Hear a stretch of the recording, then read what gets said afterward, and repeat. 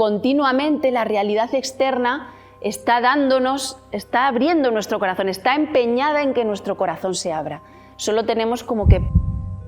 Cuando nos mandó Pablo la convocatoria, el título general que nos iba a reunir hoy, a mí me gusta como intentar poner la atención ahí, pero es que había un montón de palabras que podíamos rescatar, ¿no? Estaba círculo de lectura, Ibn Arabi, texto, contexto, intelecto, corazón. O sea, son demasiadas palabras juntas para de ahí sacar un título que fuera un poco razonable, ¿no? Entonces, de repente me vino así, cuando mi padre me dijo que escribiera con el corazón. Y entonces se lo envié a mi padre y se quedó completamente emocionado y decía que tenía muchas ganas, por favor, que grabáramos la ponencia, porque, claro, para él escuchar el modo tan hondo en que una palabra suya ha influido en toda mi vida, ha plantado ahí como la semilla de toda su vida, de toda mi vida, es muy emocionante, ¿no? Entonces dije, bueno, pues lo dejé ahí. Y estos días he estado toda la semana diciendo, no, es que lo que me viene es como hablar de mi vida. Y yo lo siento mucho porque puede parecer que es un poco ahí como espectacular contar tu vida a la gente, pero me voy a lanzar porque siento que es como la llamada que tengo hoy, ¿no? Siento como una llamada a contar un poco mi vida. ¿En qué sentido cuento mi vida? Porque mi vocación literaria tiene que ver con esto. He sentido siempre que una experiencia concreta, vivida hasta el fondo, y en un camino de sinceridad puede volverse espejo para todas las demás experiencias. Es decir, una experiencia completamente concreta y bien enraizada se puede volver universal, ¿no? Entonces, según voy hablando, pues cada uno que haga espejo a su manera. Y es posible que su vida no tenga nada que ver, pero por el mero hecho de poder hacer espejo ya estamos haciendo un trabajo, ¿no? Entonces, ¿cómo empezar de ahí? Vamos a poner a girar las palabras, vamos a hacer un círculo de lectura de Ibn Arabi, que para mí es un ser humano completamente significativo, es un maestro en mi vida. En particular hay una frase suya que se me clavó en el corazón, era hacer la síntesis. Entonces vamos a hacer un círculo de lectura y vamos a poner a girar, a danzar, como si fueran derviches, todas esas palabras: texto, contexto, intelecto, corazón. ¿Cómo empezar? El antes, ¿no? ¿Cómo empiezo yo a explicar esto? Este momento en que mi padre me dice esto, pues se empieza siempre mucho antes. Aquí vamos con el contexto. Yo creo que hay a veces que las situaciones familiares previas, incluso previas a nuestro nacimiento, nos influyen completamente. Entonces voy a echar mano de la familia de mi padre y de la familia de mi madre. La familia de mi padre estaba formada, sobre todo el lado materno, por toda gente que anhelaba estudiar, en particular muchas mujeres que anhelaron estudiar y que no pudieron hacerlo por la situación económica, ¿vale? Sobre todo en la familia de mi abuela, ella eran 5 hermanas y un hermano. El padre murió joven y la madre era sorda, mi bisabuela era sorda. ¿Y qué hizo toda la vida? No hizo más que leer. Estuvo toda la vida leyendo, pero casi no podía comunicar, leía y leía sin parar. Y eso lo comunicó de alguna manera a todas sus hijas y todas tuvieron un anhelo muy fuerte de comunicar desde que eran muy pequeñas. Pero su padre murió pronto, se cayó del caballo, murió con 50 y pocos años, y entonces eran gente de campo, tuvieron que ayudar a sacar adelante todo y no pudieron estudiar. No, ninguna de ellas pudo estudiar, ¿no? Esto por el lado de padre. Por el lado de madre hay una situación muy curiosa que yo creo que influye completamente en mi vocación de escribir, y es que un bisabuelo mío, es decir, el abuelo de mi madre, el abuelo paterno de mi madre, se suicidó en la guerra. ¿Vale? Que esto me venía estos días. Tienes que hablar del suicidio de tu bisabuelo. ¿Por qué? No lo sé, pero lo voy a contar. Lo que cuenta la mitología familiar, porque la familia siempre se construye una historia y un relato. Lo que cuentan es que se suicidó porque le quitaron las tierras y entonces se quedó en una situación que no podía mantener a su familia y entonces se suicidó en la guerra. Se colgó y mi abuelo se lo encontró de niño, a mi bisabuelo se lo encontró colgado. ¿Vale? De tal manera, esto es curioso, ¿no? Para la gente que estudia la sistémica y las constelaciones familiares es muy curioso porque mi abuelo desarrolló un cáncer de garganta a la edad a la que su padre había muerto. Desarrolló un cáncer de garganta y entonces no tenía voz. mi abuelo no tenía voz. Es decir, mi bisabuela era sorda y mi abuelo no tenía voz, ¿no? Entonces, cuando yo era chiquitita, tenía un sueño, cuando tenía 6 o 7 años, tenía un sueño que se repetía y era que yo me veía con mi familia materna, en donde vivían mis abuelos, y de repente había un incendio que se iba cerrando en torno a nosotros hasta formar un círculo de fuego que estaba a punto de atraparnos y de hacernos morir. Y yo decía, este sueño se me repetía de infancia, tengo que excavar. Si busco lo suficientemente profundo, encontraré una piedra preciosa que podré reflejar en el fuego y entonces esto abrirá un corredor por el que escapar de la muerte. ¿Cómo interpreto yo esto años después? En el fondo, toda mi vocación literaria tiene que ver con encontrar una piedra preciosa, es decir, una esperanza que le permita al bisabuelo no colgarse. Es decir, la búsqueda de una esperanza que le dé una alternativa al bisabuelo, ¿no? Esta es parte de mi vocación literaria, la siento así. Esto en lo psicofamiliar, ¿vale? Es curioso, ayer pensaba cuando veníamos, el primer recuerdo que tengo de niña es un recuerdo valenciano. Y esto me vino ayer con mucha fuerza. Cuando tenía un año, año y medio, fuimos a visitar a una tía abuela y recuerdo a despedirme de ella en el coche, me regaló un queso Filadelfia y me acuerdo de eso. Es decir, y tenía un año y medio. Ese es el primer recuerdo que tengo, ¿no? Y avanzamos en el tiempo, ahora ya me voy a mi propio pasado. Cuando yo tengo 6 o 7 años, mi padre era un buen contador de historias, siempre ha sido un buen contador de historias, es decir, es capaz de meterte en su película, siempre, y nos contaba historias todas las noches a mis hermanas y a mí cuando nos íbamos a la cama. Y además se inventaba hacía sagas de historias inventadas por la noche. Yo tengo un Machu Picchu visto en las imágenes y un Machu Picchu generado por mi padre a través de sus relatos míticos. Cuando empieza a despertarse el interés por lo literario, yo empiezo a escribir y recuerdo una escena, porque se quedó muy vívida, guardada en mi memoria, en que yo estaba escribiendo en casa intentando hacer poemas con rimas fáciles. Y entonces me salió una, además que la tengo todavía en la memoria, porque había un programa en la tele que se llamaba Con las manos en la masa, os acordáis, ¿no? Y entonces yo puse, están echando en mi casa con las manos en la masa. Y tenía algo más el poema, ¿no? Pero yo había conseguido una rima, no sé, tendría entre 6 y 8 años. Fui corriendo a mi padre a enseñarle la rima y mi padre lo leyó, la validó, qué poderosa es la palabra del padre cuando somos niños, del padre y la madre, qué poderosa es, ¿no? Porque dijo, muy bien, se te da bien escribir, pero lo más importante no es tanto que rime como que lo que escribas, lo escribas desde el corazón.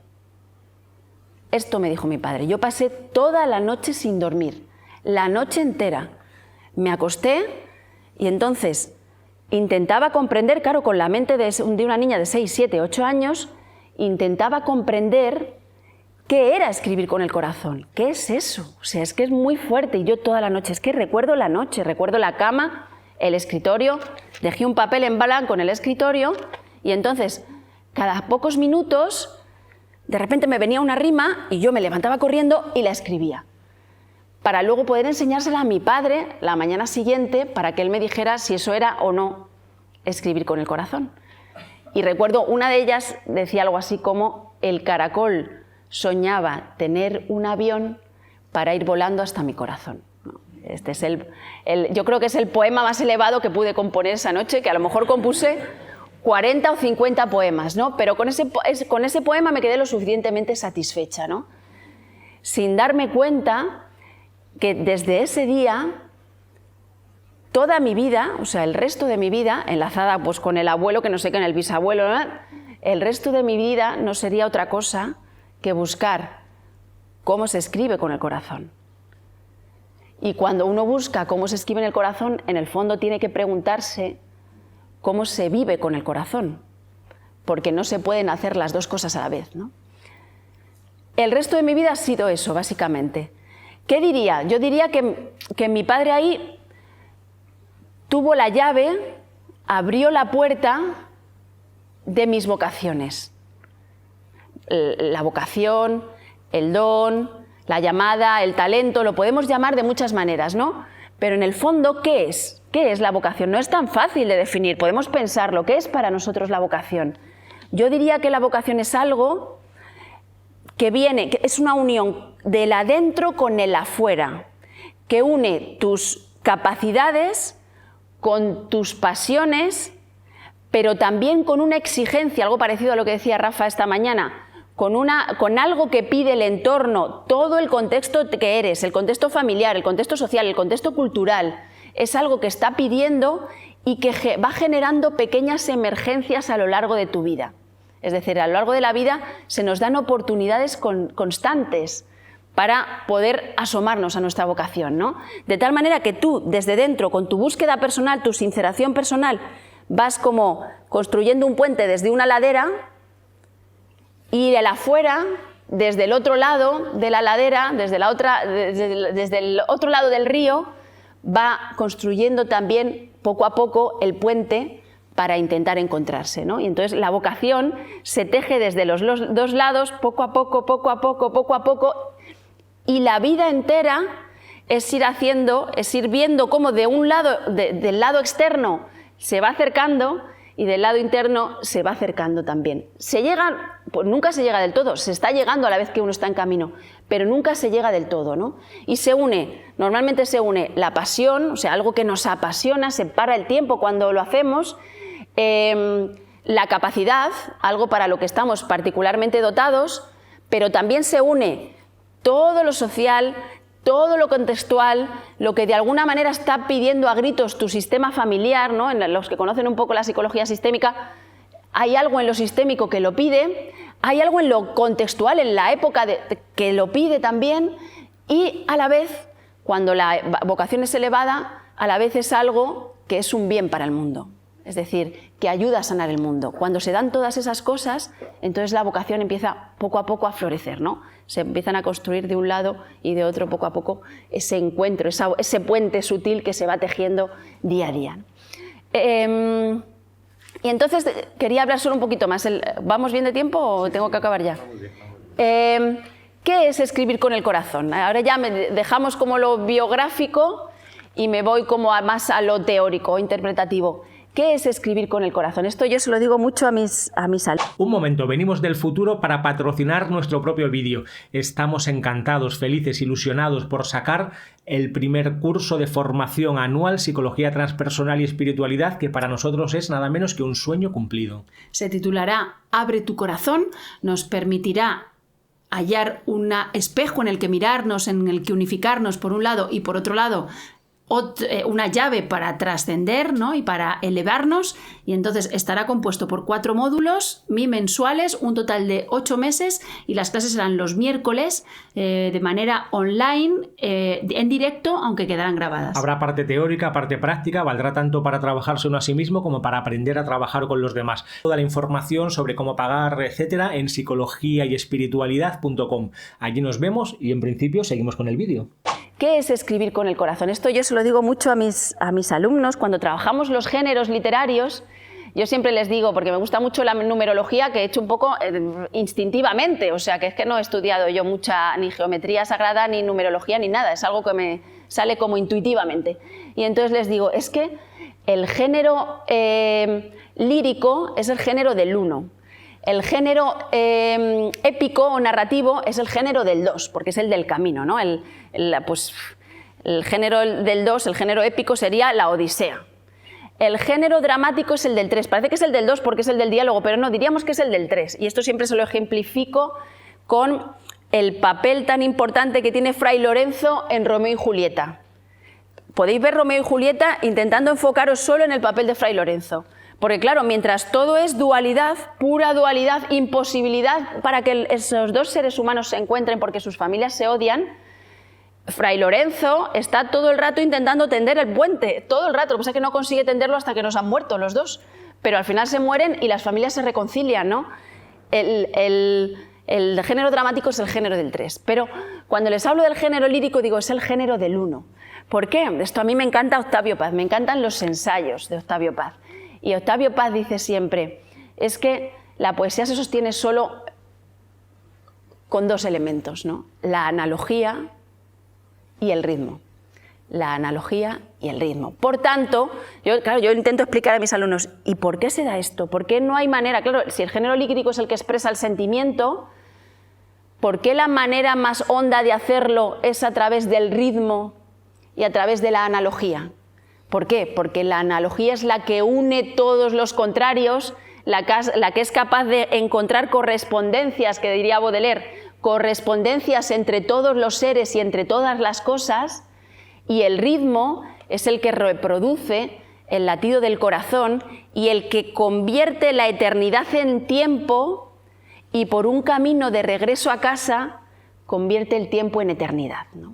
Estos serían los dos principios básicos de la poesía, la analogía y el ritmo. Y esto, básicamente, la vocación literaria de expresarse con el corazón tendría que ver con conectar profundamente con la analogía y con el ritmo. Y esto nos lleva a la última pregunta, la última cuestión. ¿Qué es vivir con el corazón? Porque esto es fácil de decir, pero es muy difícil de agarrar, es imposible de agarrar, ¿no? Y entonces yo creo, en mi caso, ¿no? ¿Cómo lo he encontrado? Yo lo he encontrado a través de la unión de tres cosas, que podrían relacionarse también con la analogía y el ritmo.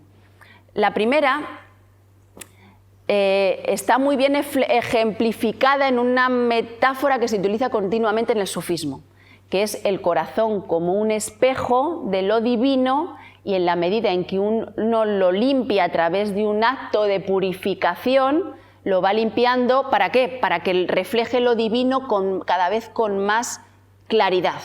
Es decir, se estreche la distancia entre la individualidad y la totalidad, entre la unicidad que somos y el uno, ¿vale? Este sería el primer camino. Yo suelo hablar de esto como utilizo el término espejo también, y entonces me gusta hablar del espejo como el de la fase de integración, ¿no? Que esto lo mencionaba mucho y lo menciona mucho Vicente Merlo en sus libros y en sus conferencias, y es muy wulveriano. Por un lado, la integración, todo lo que tiene que ver con sincerarnos, con ser capaz de acoger todo lo que tenemos alrededor, con ser capaces de abrazar nuestra realidad contextual, nuestra realidad cultural, todo esto que nos pide a gritos nuestra realidad familiar, etcétera, etcétera. Integrarlo continuamente, ¿no? Esta unión constante entre los opuestos. Unión del cielo con la tierra, unión de lo abstracto con lo concreto, unión de lo trascendente con lo inmanente, de lo masculino con lo femenino, de la materia con el espíritu, ese juego constante que conocéis todos mucho mejor que yo. Entonces, en este foro no hace falta decirlo porque estáis todos completamente entregados, ¿no? a esa unión de contrarios. La segunda parte de la aventura del corazón tiene que ver con también es una metáfora que se utiliza mucho en el sufismo. Si el primero sería el espejo que ha de limpiarse, el segundo sería el corazón que ha de abrirse, ¿no? En un proceso paulatino de apertura o desvelamiento para ir separando poco a poco las cortinas, los velos, para no decir velos otra vez, que nos separan de lo real, ¿no? Y este proceso de apertura tiene que ver casi siempre con una emergencia o una llave que viene de fuera, ¿no? Hay una emergencia que viene de fuera y nos trae esa llamada. Igual que cuando yo tenía 7, 8 años, mi padre me dijo, ¡pa!, me la clavó como una revelación. Para mí fue una revelación. ¡Pum!, lo clavó en mi corazón. Continuamente la realidad externa está abriendo nuestro corazón, está empeñada en que nuestro corazón se abra. Solo tenemos como que permitirnos hacer, ¿no? Es decir, cultivar esa receptividad sagrada para que el corazón pueda irse abriendo paulatinamente, ¿no? Y en mi caso en particular tiene también especial significatividad lo familiar, ¿vale? Yo creo que en una espiritualidad consciente, plenamente encarnada, el matrimonio tiene un sentido muy hondo y el vínculo familiar tiene un sentido muy hondo, ¿no? Entonces, para mí la maternidad es una vía espiritual, la pareja es una vía espiritual, y todo lo que nos concierne en relación con esto está trayendo todo el rato esa danza de unión de contrarios, esa danza de limpieza del corazón, esa danza de apertura. Y ya está, básicamente quería decir esto. Voy a acabar con unas palabras de Wilber que me gustan mucho, y porque claro, si conocéis a Wilber, Wilber casi siempre es muy mazacote, cuando se lo lee es demasiado intelectual, ¿no? Yo he leído unos cuantos libros de Wilber y es, vale, sí, es muy listo, pero, ¿sabes? Pero es demasiado intelectual para mí. Sin embargo, tiene un libro en el que de repente Wilber habla de... Ya veréis, porque es que si no dijera que es Wilber, no pensaríais que es Wilber, ¿no? Si no os hubiera dicho antes de quién eran estas palabras, no pensaríais que es de él. Pero es maravilloso, porque de repente hay un libro en que él cuenta la relación concreta que tuvo con Trella, una mujer que él sentía como su alma gemela. Tuvieron un flechazo radical, se encontraron, se casaron y el día después de la boda, o el día antes, no sé si el día antes o el día después, a ella le diagnostican cáncer y pasan 5 años de matrimonio hasta que ella fallece, sometidos a todo el estrés, todo el dolor de ir viendo poco a poco cómo ella se va degenerando, ¿no? Esa experiencia terrible y dolorosa, ¿no? Y en medio de ese libro, que de repente ya no habla, Wilber ya no habla desde el intelecto, sino habla desde el corazón. ¿Por qué? Porque ha encontrado su lado femenino. En ese punto, Wilber, que no parece Wilber, escribe esto. Dice, yo cierro la ventana para poder escuchar mejor a Bach, mientras que ella, por su parte, apaga a Bach para poder oír mejor el canto de los pájaros. Pero en las grandes tradiciones, el espíritu no se encuentra ni en el cielo ni en la tierra, sino en el corazón. Desde este punto de vista, el corazón ha sido considerado como el punto de integración o de unión entre los cielos y la tierra, el punto en el que la tierra sustenta el cielo y en el que el cielo enaltece a la tierra. Ni los cielos ni la tierra por sí mismos pueden capturar el espíritu. Solo su justo equilibrio, que únicamente puede hallarse en el corazón, abre la puerta secreta que conduce más allá de la muerte, la mortalidad y el sufrimiento. Y eso precisamente era lo que Trella, su mujer, había hecho conmigo, lo que cada uno de nosotros había hecho por el otro, señalar el camino que conduce al corazón. Cuando Trella y yo nos abrazamos, el cielo y la tierra se funden. Junto a Trella pensé, estoy solo empezando a encontrar mi corazón, y Trella iba a morir, ¿vale? Este es un texto de Wilber. Y acabo ya solo con una cosa más. Esta unión cielo y tierra en el corazón humano es, en el fondo, lo que Jesús dice cuando sintetizamos los evangelios en unas pocas palabras. Es decir, cuando al propio Jesús le preguntan ¿cuál es la primera ley?, él dice, pues la primera ley es el amarás a Dios con todo tu corazón, toda tu alma, con todo lo que eres. El Shema Israel, que traza imaginariamente, podemos imaginarlo, traza una vertical. Y el segundo mandamiento, semejante a este, es decir, somos los seres humanos y toda la manifestación somos metáforas de lo divino en camino, semejante a este, amarás al prójimo como a ti mismo, que de repente traza la horizontal. Ahí tenemos la cruz y en el medio la cruz que une la vertical con la horizontal, la cruz que une el 1 con el 2, lo inmanifiesto con la manifestación, lo indecible con lo que se puede decir, y en medio, ahí, justo donde ambos se unen, el corazón humano. Gracias. Sí, iba a contar en el Camino de Santiago, por ejemplo, para mí como la experiencia así iniciática fuerte, porque yo de jovencita lo único que tenía era mucha sed. Y sobre todo era una sed de sentido, no era tanto una sed de Dios, porque mis padres no me criaron en un contexto como muy creyente. Mis padres eran como católicos no practicantes, pero espirituales así, pero no muy creyentes, ¿no? En una sociedad posmoderna, en Móstoles, que es una ciudad a 20 kilómetros de Madrid, que no tiene nada, ¿sabes? No tiene nada. Entonces, yo lo que tenía de adolescente era mucha sed de sentido, quería encontrar el sentido de la vida.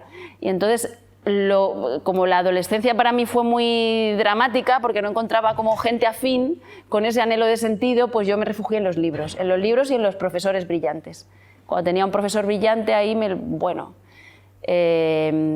pero luego pasé a la universidad Y en la universidad, yo lo pasé muy mal en la universidad, porque yo iba a la universidad a estudiar con todo ese anhelo de conocimiento, y entonces caí en una facultad como muy materialista, y entonces es como, fue súper doloroso, ¿no?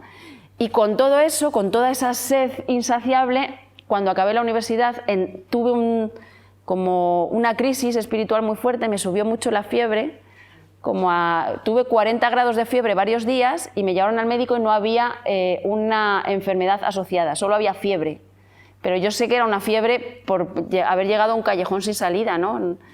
Con el anhelo de conocimiento. Y entonces ahí encontré a Jodorowsky, hice todo el análisis de mi árbol familiar, empecé a encontrar los nudos que se repetían, todas estas situaciones, hice un trabajo con la sistémica, pero yo intuitivamente.